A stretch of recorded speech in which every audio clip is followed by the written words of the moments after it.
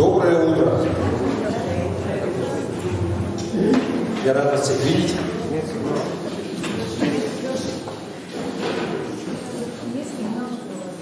Да? Вы уже все встали?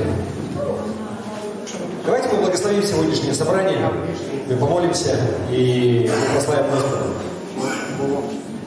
Отец Небесный, Господь, благодарим Тебя за Твою милость, благодать к нам. Благодарим Тебя за этот день чудесный,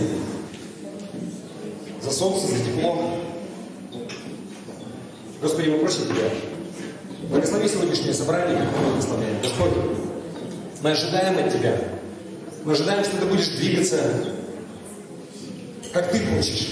И мы отдаем это собрание в Твои руки. И мы провозглашаем, что эта церковь, она принадлежит Тебе. Ты глава этой церкви, Господь. Мы взираем на Тебя, и мы ожидаем от Тебя, Господи.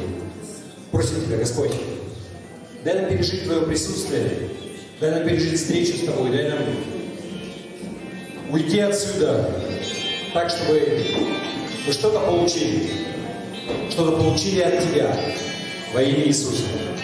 Пусть будет так. Аминь.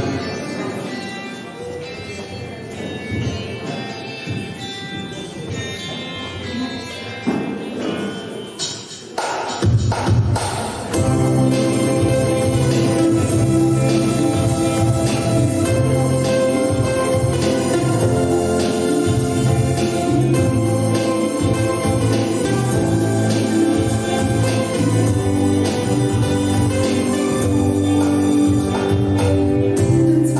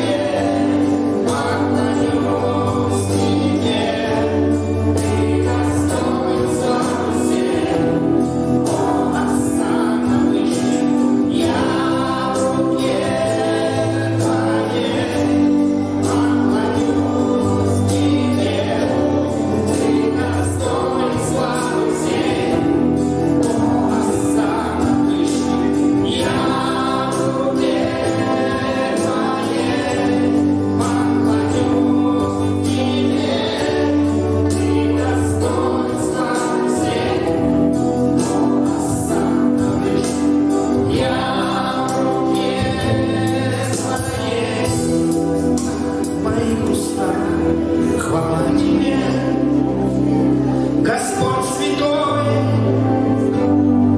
Господь святой, аллилуйя, на моих устах хвала Тебе, Господь святой, Господь святой.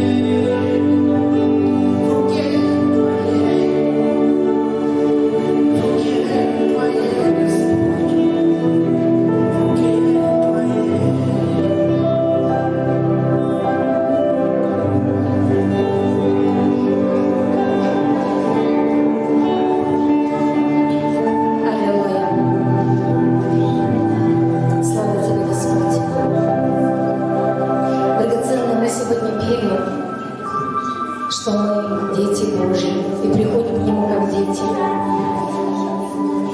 И Бог, Творец неба и земли, Он наш Отец. И мы молимся, Отец Небесный. И мы желаем, чтобы у нас были отношения, как в семье строятся. Когда мы воспитываем своих детей, мы желаем, чтобы они были не попрошайками. Хотя я не говорю, что не нужно приходить и говорить нужды Господу. Мы этим почитаем и говорим, что мы нуждаемся в Нем. Но я хочу сказать, что мы желаем, чтобы наши дети были благодарны. И вот сейчас, когда я стояла и прославляла вместе с вами Господа, у меня пришло именно такое побуждение, что мы сейчас помолились именно молитвой благодарения. Я понимаю, что эта молитва, она может быть на несколько часов, и мы таким временем располагаем, поэтому, как поведет Дух Святой, давайте откроем свои сердца и просто поблагодарим Господа. Дорогой Господь, Святой Израиль, наш Бог, да будет прославлено, возвеличено, превознесено Твое имя. Благословен Ты среди народа, благословен Ты. И мы благословляем Тебя, как дети Твои, как народ Твой, который Ты избрал. Мы сегодня хотим благодарить Тебя, Господи, от всего сердца, от всей души, в поклонении Тебе,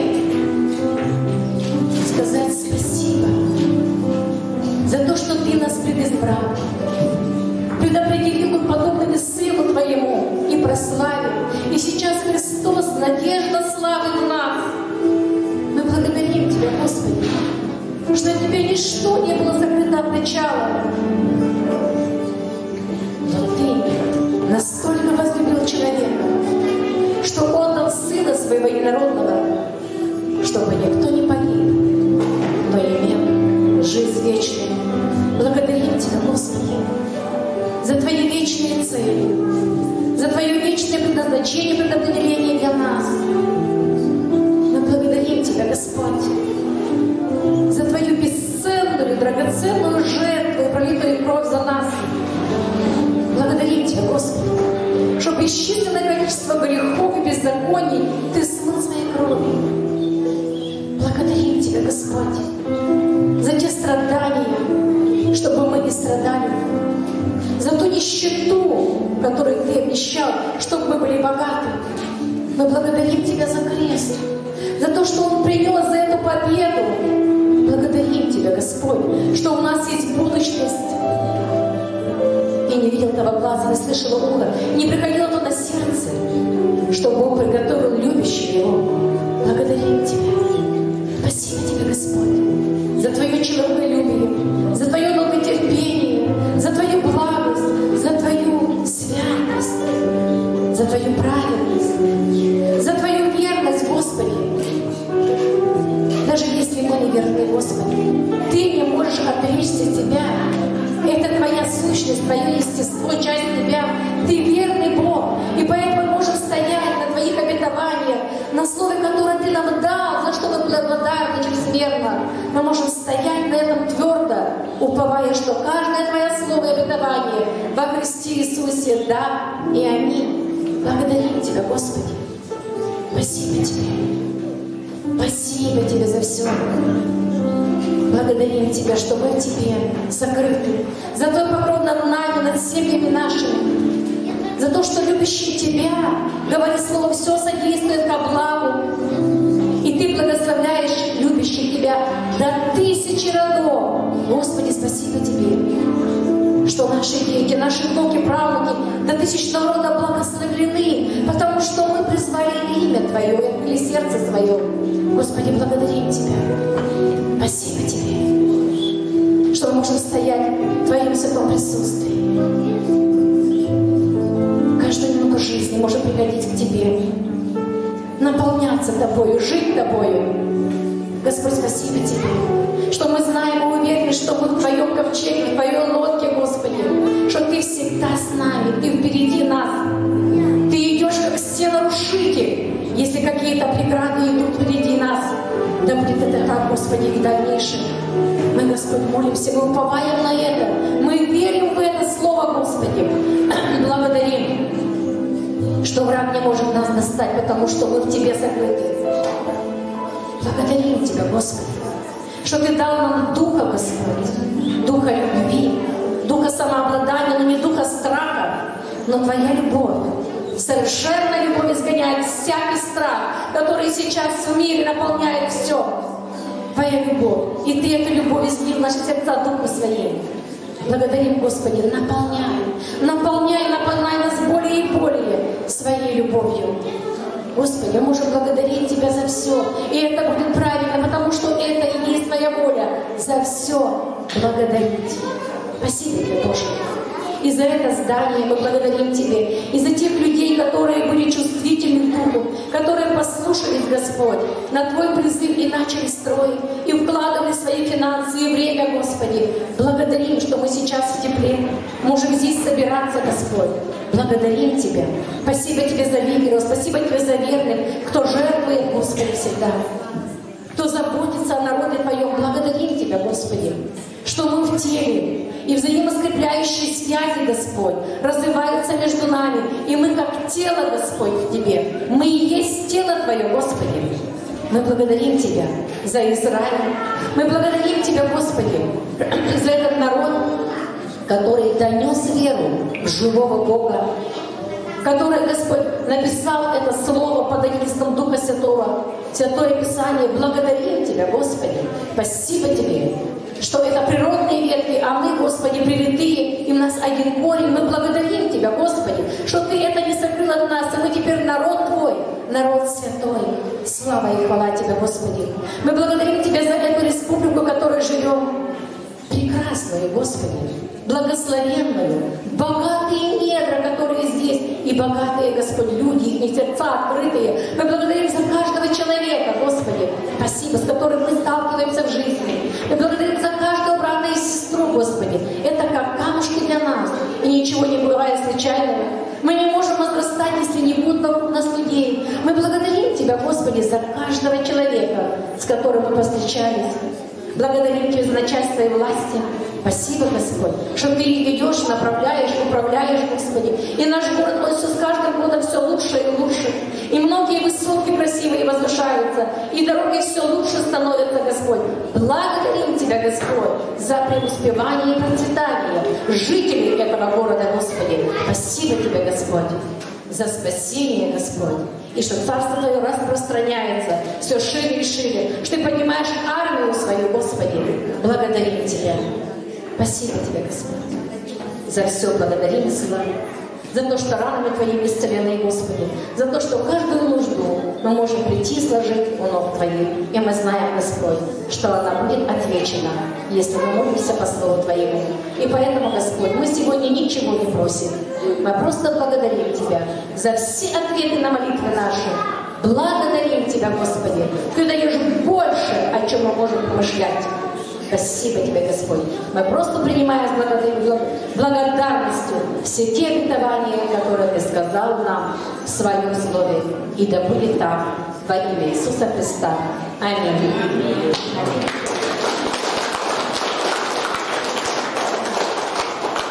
Аминь. И дети, пожалуйста, выходите сюда, давайте мы благословим детей. У нас добрая традиция в церкви, на каждом собрании мы провозглашаем что-то хорошее, доброе в их жизни. Учебный год начался, у нас дети возвращаются, чуть побольше становится. Давайте протянем свои руки к ним, направим на них. Аллилуйя, Господь! Мы благодарим Тебя за каждого ребенка, который находится здесь. Также за всех детей, кто в нашей церкви, но они остались дома, либо еще где-то отсутствуют по какой-то причине. Мы просим Тебя, Господь, благослови каждого, как мы сейчас благословляем, Господи, всяким Твоим благословением. Я провозглашаю, чтобы в их жизни все было хорошо, Господи. Чтобы Твоя рука, она была над ними, уберегая их от зла. Господь, веди их дальше просто. Господь, написано, что Ты можешь сделать так, чтобы все в жизни оно содействовало ко благу. Господь, у них формируется характер. Господь, сделай так, чтобы все, что с ними происходило, все события в жизни, все люди, они способствовали тому, чтобы в них был Твой характер, Божий характер, чтобы они становились похожи на Тебя, чтобы они были людьми в том значении и понимании, в котором Ты определил для человека, Господь.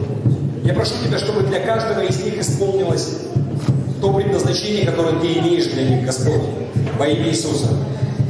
Господи, благослови дела рук, которыми они будут заниматься, в смысле профессии своей, Господь. Пусть все будет хорошо. Аминь.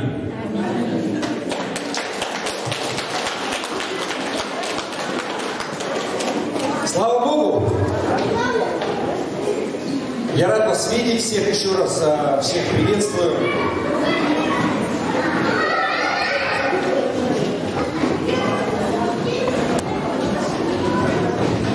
Прежде чем я перейду к слову, у нас есть еще немаловажная часть служения, это десятинные пожертвования. И если вы первый раз в церкви, особо я не вижу, наверное, людей, кто первый раз, и вы не знаете или сомневаетесь, можете не переживать, это не поборы, это добровольные даяния.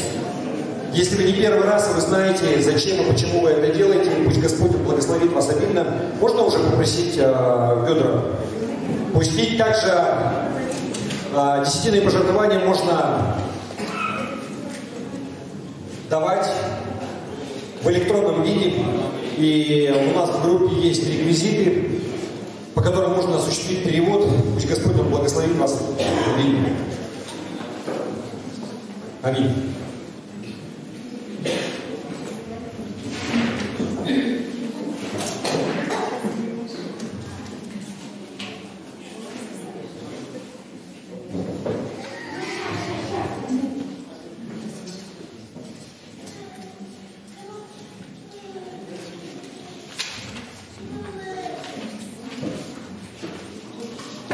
Так удивительно, что у нас на дворе уже конец ноября, и вот будет декабрь. Да? На улицу смотришь, и как-то не чувствуется. Но уже чувствуется в том смысле, что, знаете, у нас уже начали ставить елки, да? Если кто-то был где-то в магазинах каких-то, Вы уже видели, что многие магазины не украшены. Люди готовятся к чему? К Новому году, да, но помните, я как-то уже касался этого. На самом деле, вся вот эта подготовка, вся вот эта праздничная атмосфера, это подготовка к чему? К Рождеству, да? И елка, она не новогодняя, она рождественская изначально была. Почему? То есть, если взять картинки Российской империи, то есть, вот, есть почтовые карточки, которые когда-то отправлялись, и там были всевозможные фотографии, украшения. Я просто засмотрел, изучал этот вопрос. Если поднять его там до 17 года, все елки, у них сверху была Вифлеемская звезда. И елка, она была рождественская, и люди отмечали Рождество. После революции, так как были новые веяния, новые тренды в государстве, и считалось, что верить в Бога это мракобесие какое-то, все прогрессивное человечество найдет в ногу со временем, оно верит в науку. И я не говорю, что то есть было много хорошего в государстве, но были свои минусы. И один из этих минусов это то, что была тотальная борьба со всякими такими пережитками, как говорилось. Да, к церкви относились, ко многим служителям, как к ретроградам каким-то, которые противостояли прогрессу. И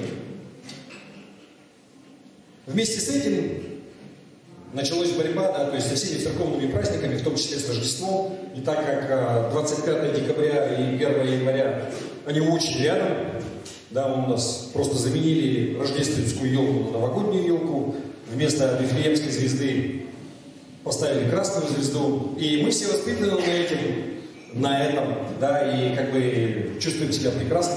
В принципе, вот эта атмосфера семейности, какого-то такого праздника, она перешла с Рождества на Новый год. Весь остальной мир он до сих пор празднует это рождественские елки везде, но в связи с тем, что весь мир он как-то вообще отказывается, знаете, как сейчас вот на Западе есть такое понятие, как культура отмены, да? То есть они отказываются вообще от своих ценностей, от своих традиций, отменяют многие вещи, в том числе Рождество. То есть, хотя условно это называется рождественская елка, но на самом деле, как бы, большинство людей, наверное, да, уже никто и не помнит, зачем это, что это.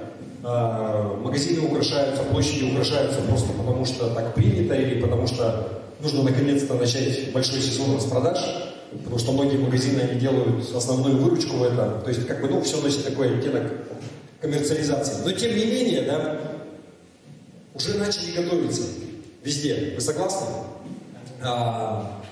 И у нас осталось всего 4 недели до Рождества. Да? У нас последнее воскресенье в ноябре, потом начинаются декабрь, 25 декабря, с 24 до 25, как принято, да? Это Рождество. И я надеюсь, все помнят, да, почему православная церковь, она отмечает Рождество, немножко не 25 декабря, а другого числа. Почему? Это просто, да, новый стиль, старый стиль, вы помните. То есть все человечество, оно раньше жило по юлианскому календарю, и, то есть это вот еще идет с Римской империи, то есть тот самый Кесарь, вернее, не Кесарь тогда, их уже императорами называли, да, Юлиан, они как бы принял календарь, по которому жил весь мир, но я сейчас не помню, в каком году. То есть как раз начало 20 века, да, на престоле был папа Григорий в Ватикане. При нем астрономы вычислили, что на самом деле сутки, они были не ровно 24 часа, там было сколько-то там минут, еще накапливалось, да, вот у нас сейчас добавился, вы знаете, да, есть високосный год, на 29 февраля выпадает. У нас есть люди, кто 29 февраля родился? Нет? Мне всегда было интересно, как вы празднуете день рождения, вот такие вот, если кто 29-го родился. Раз в 4 года. Год за 4 идет. Или 4 за год. Но суть в том, что когда вычислили и к тому времени, когда посчитали, что вот, да, там сколько там, недели, да, 14 дней, или сколько там накопилось, их прибавили и сдвинули.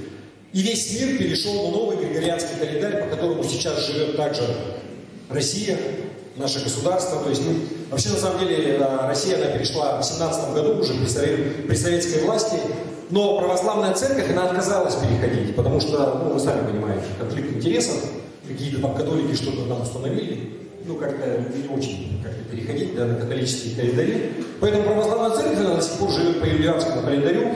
Поэтому есть новый стиль и старый стиль, поэтому нет никаких разногласий в этом, да. Просто кто-то отмечает по новому стилю, кто-то отмечает по старому.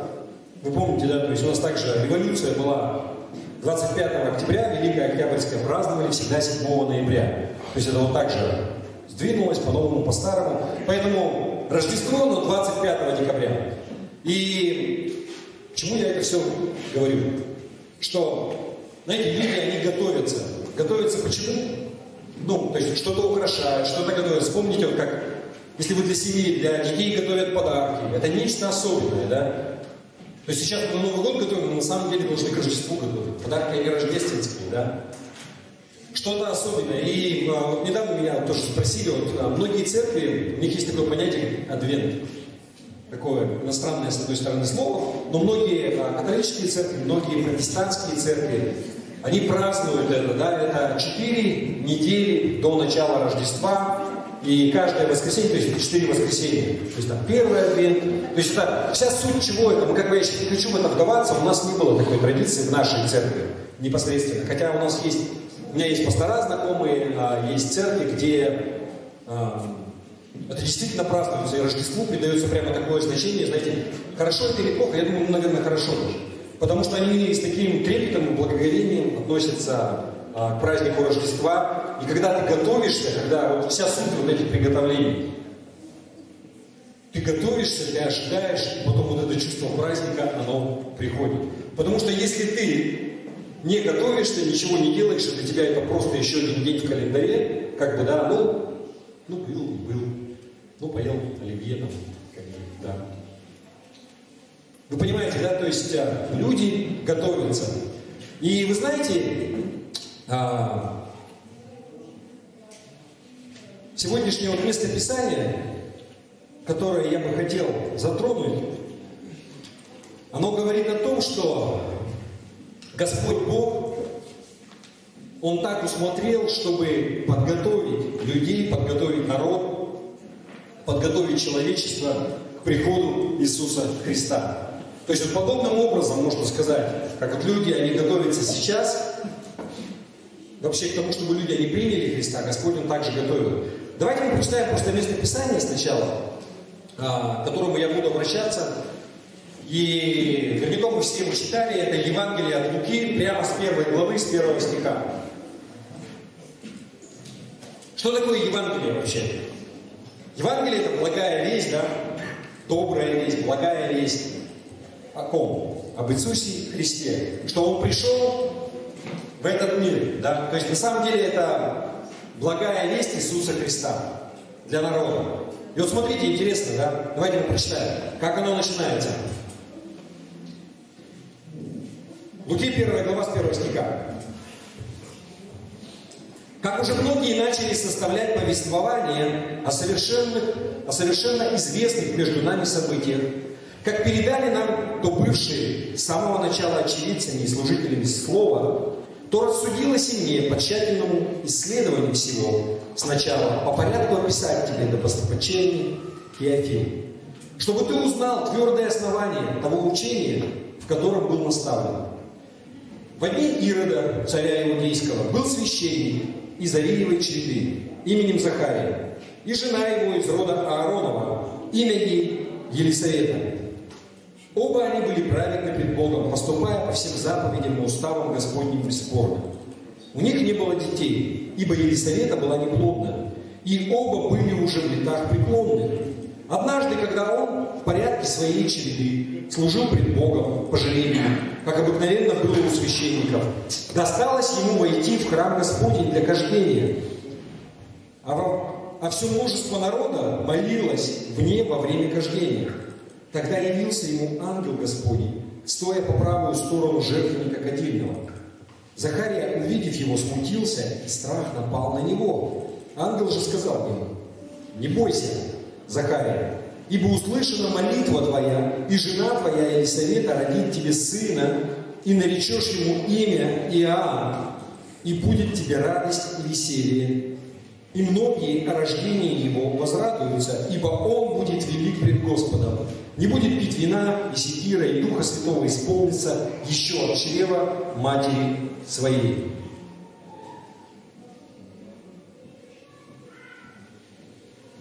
Вот это место Писания, которое мы прочитали, вы знаете, вот, это то, как Бог 2000 лет назад, Он начал приготавливать, да, Он усмотрел рождение Иисуса Христа, начал готовить народ свой. Вот это Евангелие, то есть благая весть Иисуса Христа, начинается с того, что нам говорится о том, как родился ребенок. Но интересная вещь, что не говорится про рождение Иисуса Христа. Но про кого здесь говорится? Кто это? Иоанн Креститель, да? И почему Бог, Он как бы начинает вот эту благую весть, книгу, оставил нам, Он начинает с рождения не Иисуса, но Иоанна Крестителя.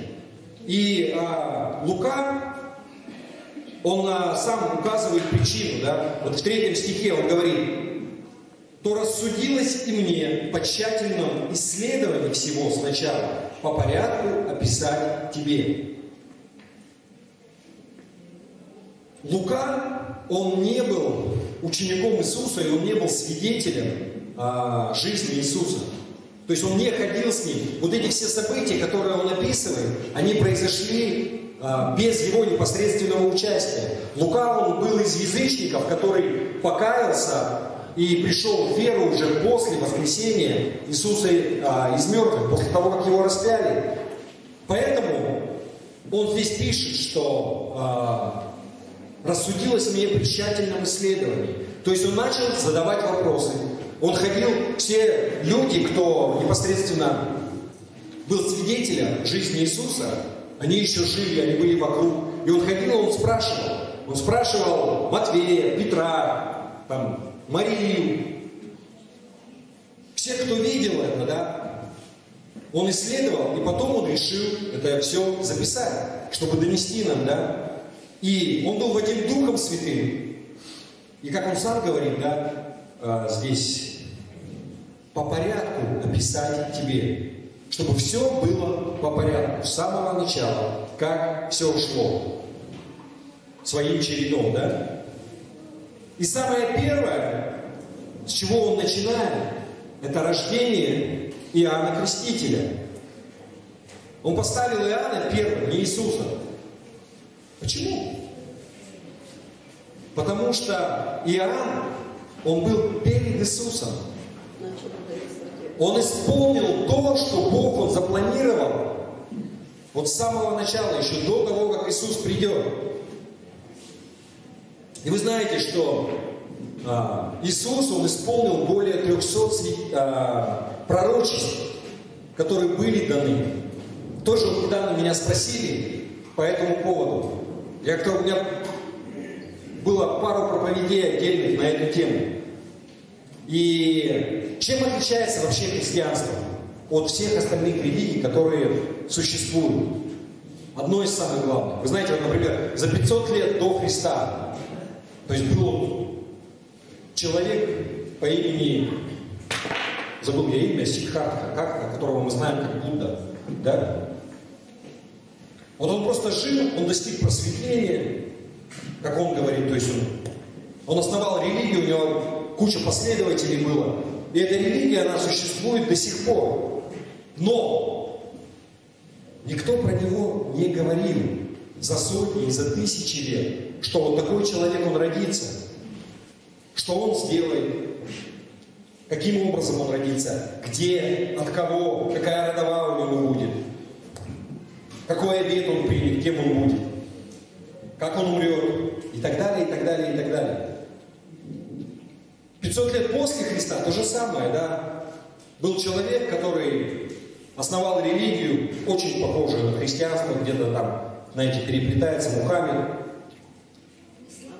И сейчас куча последователей. Но никто никогда не говорил, не было никаких предсказаний, нигде не записано, что этот человек он будет. Он просто возник из небытия, ушел в небытие, и он похоронен. Но, как я уже сказал, Иисус, он исполнил сотни и сотни и сотни пророчеств. Что это означает? В Ветхом Завете за сотни лет, за тысячи лет до того, как Иисус он родился, было описано, кто он будет, как он умрет, как он родится, как он будет жить, какой будет возраст и так далее, и так далее, и так далее. И, например, в книге Малахии Бог говорил касательно даже того, что будет до того, как придет Спаситель, сначала будет человек перед ним. То есть Малахия говорил в 3 главе, в 1 стихе: «Вот я посылаю ангела моего, и он приготовит путь предо мною». Исайя, 40 глава, 3-5 стих, касательно служения Иоанна Крестителя. За много-много-много лет до его рождения он говорил, что «Глас вопиющего в пустыне, приготовьте путь Господу, прямыми сделайте в степи стези Богу нашему. Всякий дом да наполнится, всякая гора и холм да понизится, кривизны выпрямятся, и неровные пути сделаются гладкими. И явится слава Господня, и узрит всякая плоть спасения Божия, ибо уста Господни изрекли это». То есть вся суть в том, что Иоанн, он должен был прийти, потому что его задача, его служение, его миссия вообще, вся цель его жизни была приготовить путь для Иисуса. Провозгласить, подготовить людей. У Иоанна была миссия, то есть вообще вся цель его жизни, которую он должен был достичь до того, как Иисус, он придет.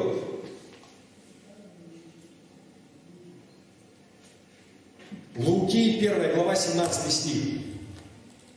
Вот то, что мы читали, Евангелие от Луки, 1 глава и дальше в 17 стихе. «И предведет пред ним в духе и силе Илии, чтобы возвратить сердце отцов детям и непокоримый образ мыслей праведников». Вот дальше смотрите. «Дабы представить Господу народ приготовленный». Его задача была подготовить народ. И отец Иоанна Крестителя, вот священник Захария, он пророчествовал то же самое своему сыну. Тоже Евангелие от Луки, 1 глава, 76-79 стих. «И ты, младенец, наречешься пророком Всевышнего, ибо придешь пред лицом Господа приготовить пути Ему, дать уразуметь народу Его спасение в прощении грехов их, по благоутробному милосердию Бога нашего, которым посетил нас восток свыше, просветить сидящих во тьме и тени смерти, направить ноги наши на путь мира». Цель Иоанна Крестителя была сказать людям, сказать народу, что Мессия, он идет, вот он сейчас, он скоро будет. Тот Спаситель. Вы знаете, то есть он обращался к иудеям, к еврейскому народу. И для них это все имело значение, да. Они ждали Мессию, они ждали Спасителя. И он пришел и приготовил.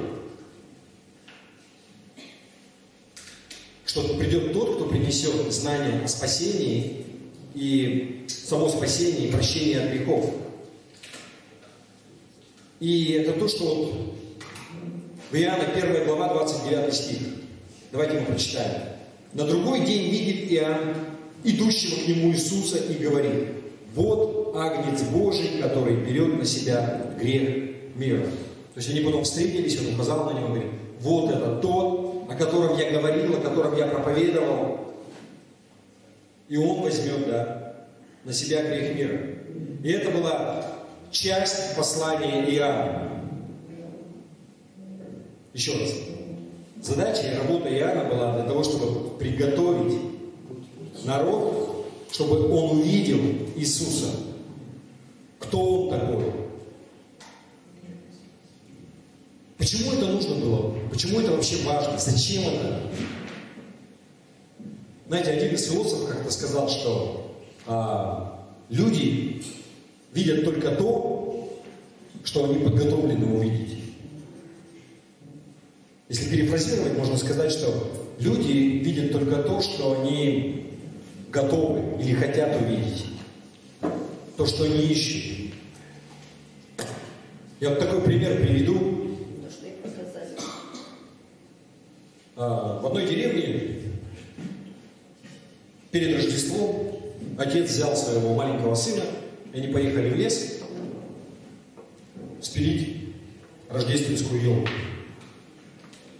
И они едут, выбирают полянки, то есть если кто-то когда-то выбирал, сейчас у нас уже нельзя выбирать, то есть это должна быть поляна, то есть, чтобы должно солнце со всех сторон падать, потому что если это в густом лесу, то дерево будет не очень красивое, однобокое, да.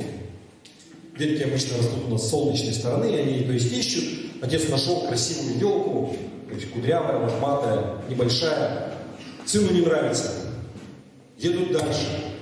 Опять не нравится. Дальше не нравится, и так это продолжается. Прошел час, и отец говорит: слушай, сынок, извини, я просто уже устал, у меня нет времени, и как бы мы провели уже час, я просто выберу и спилю следующее дерево, которое я считаю, как бы, подходит абсолютно. На что ему сын говорит: пап, неужели у нас будет елка без огоньков? То есть вот этот парень, он привык, что елка, она должна быть с огоньками. И когда они искали в лесу, он искал елку с огоньками. Потому что это тот образ, который у него был, это то, что он искал, то, к чему он был подготовлен. Ему никто не сказал, что елки они без огоньков, видимо, он никогда не украшал их. Люди, они видят только то, к чему они подготовлены, то, что они подготовлены увидеть. И задача Иоанна была в том, чтобы подготовить путь для Господа. Говорить, чтобы люди его приняли, чтобы они поняли, что да, это вот этот вот Иисус, Спаситель, Мессия, о котором говорил Иоанн. Потому что, как написано в слове, в нем не было ни вида, ни величия. Я думаю, что если бы он пришел просто, не знаю, как бы было, но Господь усмотрел именно таким образом. Я думаю, не зря, не просто так. Да? Иоанн должен был подготовить, чтобы люди не могли принять. Вы понимаете? Согласны со мной?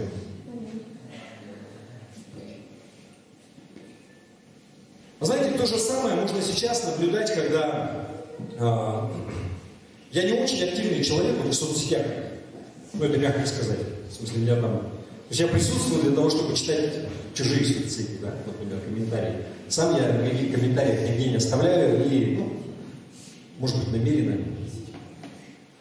Почему? Потому что, не знаю, у меня такая позиция, я личная, да. У меня всегда какой-то, знаете, есть груз ответственности, что если ты где-то заявляешь о себе публично, то есть ты прежде всего, если ты христианин, ты как бы, вот по тебе об этом вот и судят, да, и это какая-то ответственность. Но помимо этого, очень часто, если кто-то где-то сидит в соцсетях, если, например, бывают какие-то посты, не просто про котиков, а про какую-то политическую ситуацию или про религию, часто возникает такая битва, да, словесная, споры. Люди что-то постят, они ругаются, они спорят. Я просто наблюдал, когда верующие, не бывает, что-то говорят, например, например, о Рождестве, что вот Рождество, и они как-то напоминают вот именно на то, что на суть праздника, что это христианский праздник, религиозный праздник, да, что он говорит о Спасителе. И как-то вот смотрел пост, и просто набежали люди, наговорили всякой гадости, то есть абсолютно неверующие. Почему они так делают? То есть большинство из того, что они говорят, это просто была ложь. Даже, да, там, если какие-то доводы они приводят. Да потому что они не приготовлены для того, чтобы увидеть Спасителя. Их сердца, их глаза просто ослеплены вот тем грехом, той жизнью, которой они живут. Они не способны увидеть. И вот почему, да, Иоанн Креститель, он проповедовал следующее, да, Евангелие от Матфея, 3 глава, 1-2 стих. Вот, в те дни приходит Иоанн Креститель и проповедует в пустыне Иудейской и говорит: покайтесь, ибо приблизилось Царство Небесное. Для того, чтобы подготовить людей, чтобы люди они были готовы принять Иисуса, их сердце оно должно измениться. И Иоанн он указывал на это, он говорил: покайтесь. Нужно покаяться. И он не просто так говорил, а он был, очень резок в своих суждениях и очень радикален в своем призыве, когда он ходил. У него была цель от Бога вот, указать на Иисуса и подготовить народ. И он был очень радикальный. Давайте мы посмотрим вот еще раз. Еще раз, Матфея, 3 глава, 1-3 стих, а потом с 5 по 8. В те дни приходит Иоанн Креститель и проповедует в пустыне Иудейской и говорит: покайтесь, ибо приблизилось Царство Небесное. Ибо он тот, о котором сказал пророк Исаия: глас вопиющего в пустыне. Приготовьте путь Господу, прямыми сделайте стези ему. Из 5 стиха дальше. Тогда Иерусалим и вся Иудея и вся окрестность Иорданская выходили к нему и крестились от него в Иордане, исповедуя грехи свои. Увидев же Иоанн многих фарисеев и саддукеев, идущих к нему креститься, сказал им: порождение ехидны, кто внушил вам бежать от будущего гнева? Сотворите же достойный плод покаяния. То есть порождение ехидны, это, как современным языком, это змеиное отродье. Один из переводов. Он говорит: вы змеи. То есть это были религиозные люди того времени, да? Фарисеи, саддукеи. И он им говорит, что а вы-то чего? Змеиное отродье. Он змеями их назвал. Говорит: вам нужен плод покаяния. То есть змеей даже в наше время не очень, да, человек называет. Змея. И он их призывает, что вам покаяться надо в грехах своих. Почему он так говорит? Как-то, у нас сейчас вот такая вот, все больше и больше влияние западной культуры. У нас не принято вообще осуждать, да, какие-то действия. Но это то,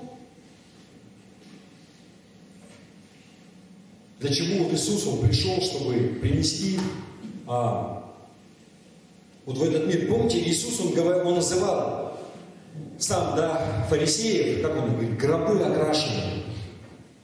Почему? Потому что снаружи они выглядели все хорошо. И поведение очень правильное, и постятся, и молятся, и ведут себя таким вот образом, что все о них так говорят. А внутри, он говорит, полны всякой нечистоты. Как вот гроб.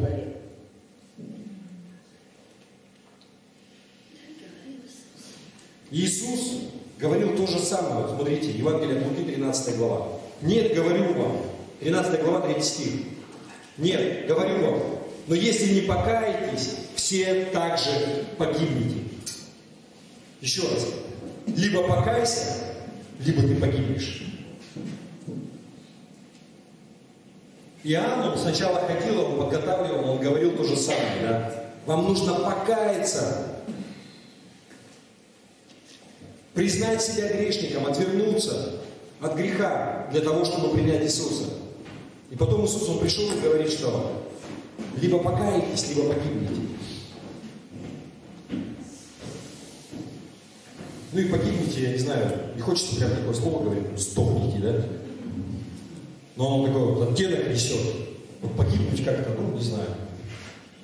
Просто умрешь и перестанешь существовать, если так можно сказать. Ты либо каешься, либо тебя не будет. Радикально же и резко. Кто-то может сказать, что я думал, Иисус это про любовь, это вот все такое мягкое, пушистое, все вот это вот.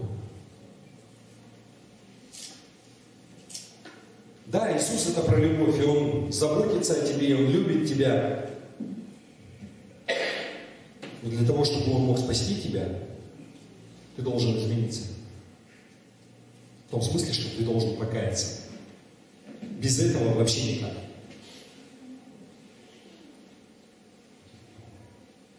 Если любой человек, он не покается, он погибнет. И это истина. Когда Петр, он проповедовал свою первую проповедь на день Пятидесятницы, это то, что он говорил людям, народу, которые были вокруг него. Деяния апостолов, 2 глава, 36 стих.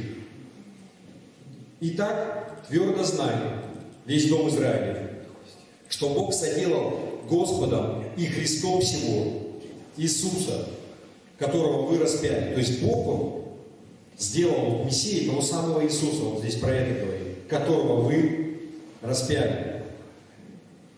Через несколько дней, Иисус проповедовал в другой уже толпе людей, и Он говорит, 15 стих, 3 глава, Деяния, 15 стих. «А начальника жизни убили.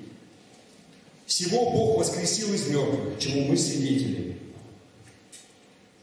На самом деле, вот это вот послание, оно было неотъемлемой частью проповеди Петра все время, что потом вот люди, то есть законники из Синедриона, они пожаловались ему, и говорят, Деяния, 5 глава, 28 стих, они говорят, не запретили ли мы вам накрепко учить о имени сем?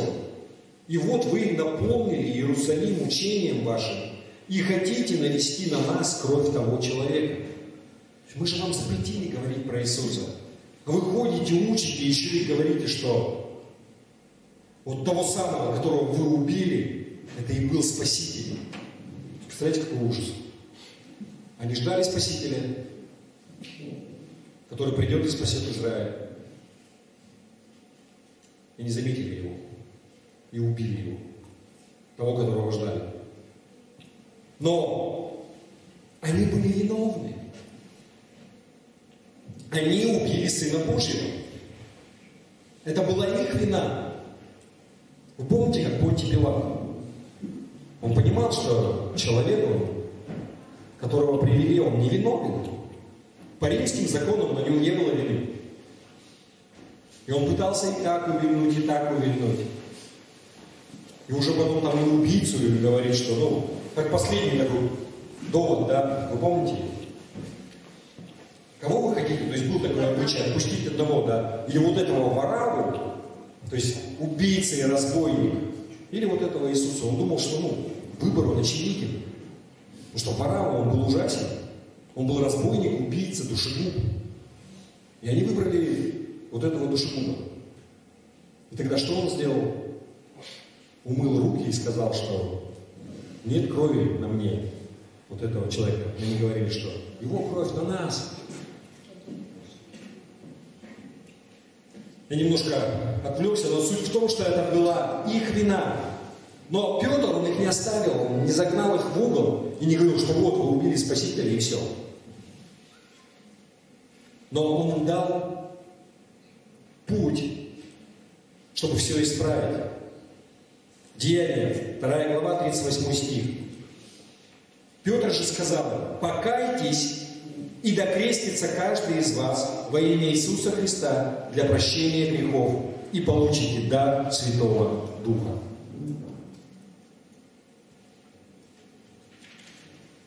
Покайтесь и получите, креститесь в Иисусе, и получите дар Святого Духа. Мне вспоминается, знаете, вот как-то, может быть, у вас тоже такие вот ситуации были. Я вот как-то встретил знакомого старого, несколько двоих, и начали вспоминать просто друзей, с кем там учились, где кто, что происходит. И вот как-то там одного человека вспомнили, и вот говорит: слушай, у меня там вообще жизнь шла. Ну, как-то встретил его, он весь такой разбитый, понимает, что все никуда. Вроде бы и семья была, сейчас ни семьи, ни детей, развелись, и со здоровьем вообще как у разбитого корыта, и сам себя за все винит, и как бы это. И вот так что сказать? Да, это его вина. Потому что тот образ жизни, который он ведет, оно все как бы результат этого. То есть иногда бывает, знаете, кто-то может сказать, ну вот там что-то у человека не повезло, там, еще что-то. Но очень часто ты просто смотришь, и ты понимаешь, это следствие того, что человек для себя выбрал. Это последствия того стиля жизни и того отношения к жизни, которое у него есть. И пока этот человек он не покается, мало надежды, что для него что-то в жизни станет лучше.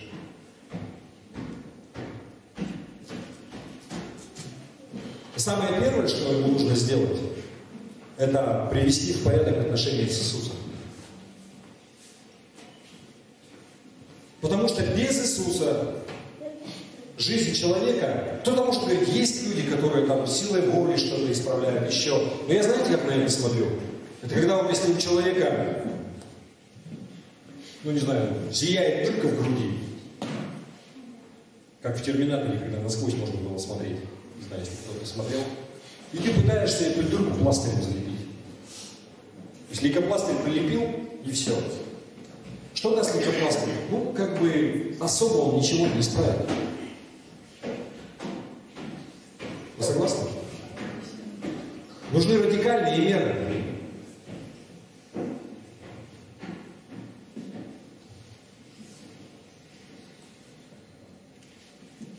То есть он что-то там замаскирует, что-то замажет, но он не исправит то, что действительно не так в жизни. И, знаете, вот послание Иоанна, оно было на самом деле коротким. Жизнь, она коротка, смерть, она неизбежна. Грех – это причина смерти. И только Христос несет спасение и избавление от всего этого. Он об этом говорил. Иоанн Креститель, он знал это. И он был послан для того, чтобы донести вот это знание о спасении, о прощении греха. Но прощение грехов и спасение, оно не может быть даровано Богом без покаяния. Это бесплатно. Это дар Божий, да, как написано. Не по делам. Мы не можем его заслужить. Но мы должны сделать шаг, да? Покаяние. Вот это наша часть. И вот почему, когда мы читаем про Иоанна Крестителя, он постоянно везде ходил, и он говорил, что покайтесь, потому что Царство Божие, оно уже приблизилось, вот оно.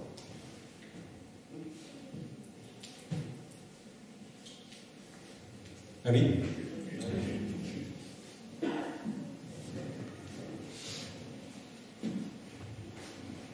Я уже заканчиваю, и одна вот из таких мыслей еще. Знаете, Иоанн Креститель, он был рожден, вот его миссия вообще, вся цель его жизни, она была в том, чтобы родиться для того, чтобы проповедовать об Иисусе. Это была его единственная задача, вообще главная задача, его цель жизни. Вся его жизнь, все его детство, вся его подготовка, она была для того, чтобы он исполнил потом вот эту задачу. Даже его имя, оно указывает на это, оно было, чтобы указывать на Христа. То есть вся его жизнь, вся его судьба, даже его имя, оно все было для того, чтобы показывать на Иисуса, указывать на Иисуса. И давайте мы прочитаем Евангелие от Луки, 1 глава, 59-63 стих.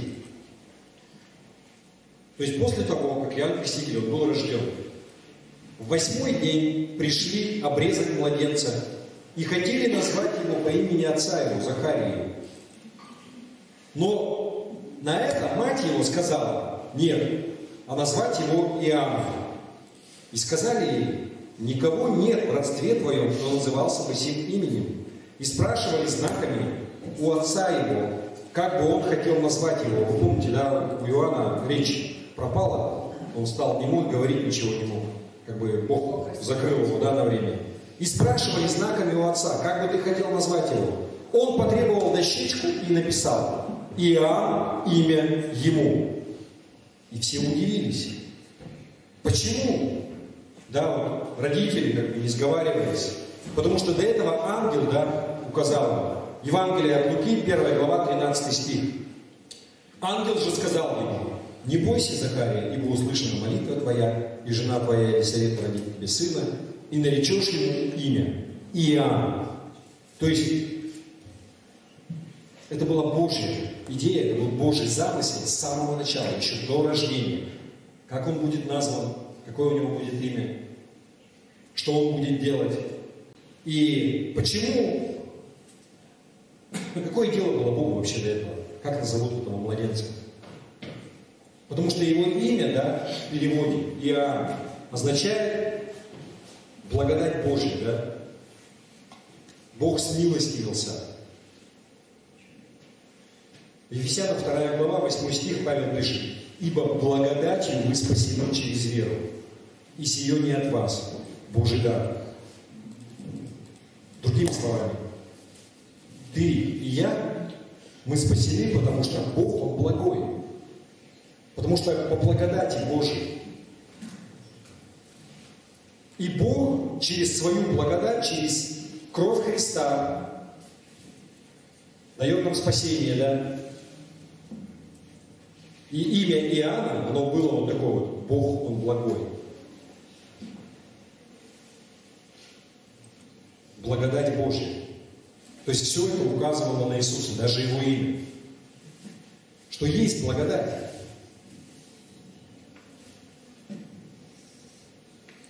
Кто живой еще? Поможите ручкой. Аллилуйя. Так переживаю, что я вас могу утомить. С одной стороны, вроде бы и клоуном не хочется быть, да? Как бы постоянно, вы же, не на концерте. С другой стороны, я понимаю, как бывает тяжело с утра, хотя уже не утро, да? Кто-нибудь учился с утра рано? Пары начинались у кого-нибудь в университете или где-то 8-7, и ты приходишь и пытаешься спички вставить. Итак, Бог, Он благ, это даже имя Его, оно указывало на это. И Иоанн Креститель, он был рожден для того, чтобы и своим именем, и своей жизнью, и своей деятельностью указывать на Иисуса Христа. Вся его жизнь, она указывала на Него.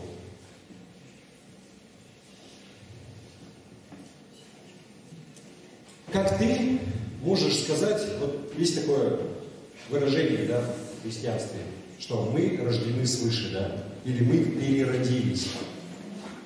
Мы получили новое рождение. Каким образом? Что это означает?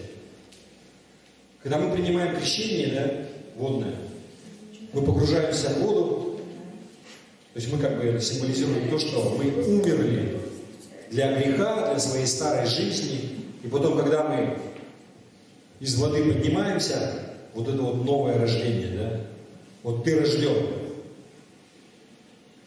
Но ты рожден для чего? Вот ты жил когда-то, у тебя была старая жизнь, ты погрузился в воду, и ты умер. И потом ты переродился, родился свыше.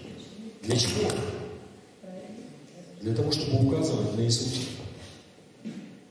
Как Иоанн. Второе послание Коринфянам, 5 глава, 20 стих. Павел говорит следующее. Итак, мы, скажи мы, или скажи я. Он говорит, мы это про верующих, про нас. Не просто про них, а про нас. Мы это часть меня тоже, да, я. Мы посланники от имени Христова. И как бы сам Бог увещевает через нас. Ну там дальше, от имени Христова просит, примиритесь с Богом. Он говорит, что я посланник, ты посланник от имени Христова. И через тебя, через твою жизнь, через твою деятельность, через это все, Бог, Он как бы к другим и обращается. Примиритесь с Богом.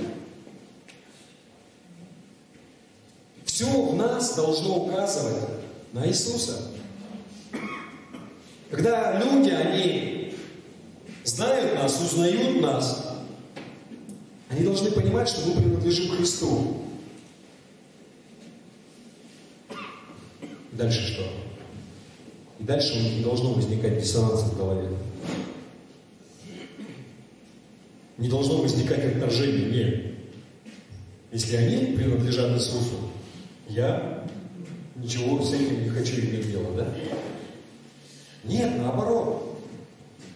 Они узнают, что мы верующие, и все должно указывать на Христа. Я тоже так хочу. Может быть, у вас бывали такие, знаете, ситуации, когда ты приходишь, ну, у меня бывало такое, приходишь в дом к кому-нибудь в гости, и люди знают, что, например, что ты верующий, и они просят, ну, у вас там принято, помолитесь как-то там за еду, или там за что-то. И ты молишься, у меня даже были такие случаи, здесь есть люди, которые приходили, они еще были неверующие, и потом они стали верующими. И вот они так, например, просили. Но они уже были рядом. Как бы, да, нужно было просто сделать как бы шаг. Но вся суть в том, что к чему я говорю, вообще вся проповедь. Наша жизнь, она должна указывать на Христа. Иоанн Креститель, он пришел тогда, для того, чтобы подготовить народ к пришествию Иисуса Христа. И он говорил, покайтесь. Сейчас мы готовимся к Рождеству. Рождество, оно потом пройдет. Потом будет новое Рождество. За ним еще одно. Жизнь, она идет, она продолжается. Но мы должны быть как Иоанн. Своей жизнью указывать на Него. Аминь. Так, чтобы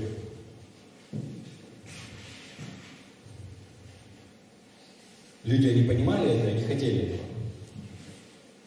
Они бежали. Аминь. Давайте мы поднимемся на наши ноги и помолимся.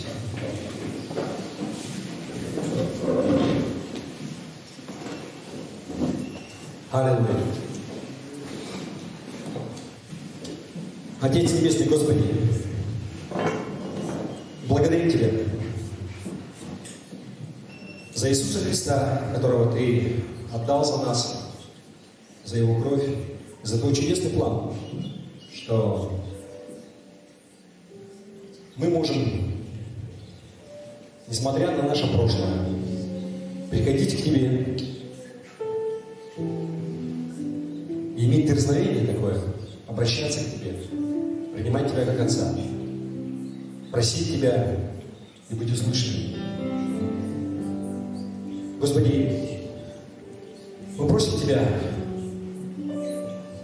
дай нам больше и больше входить в Твое предназначение. Дай нам жить такой жизнью, чтобы вся наша жизнь, она указывала на Иисуса Христа. Если есть что-то неугодное Тебе, Господи, пусть она отомрет и исчезнет. Дай нам входить в полноту. В полноту характера, в полноту служения, в полноту жизни в Тебе. Аллилуйя, Господь.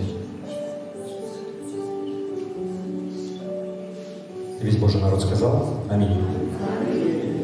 Я бы хотел спросить, если у нас есть люди, кто ни разу не молился молитвой покаяния, вы не каялись пред Богом, если кто-то есть, я могу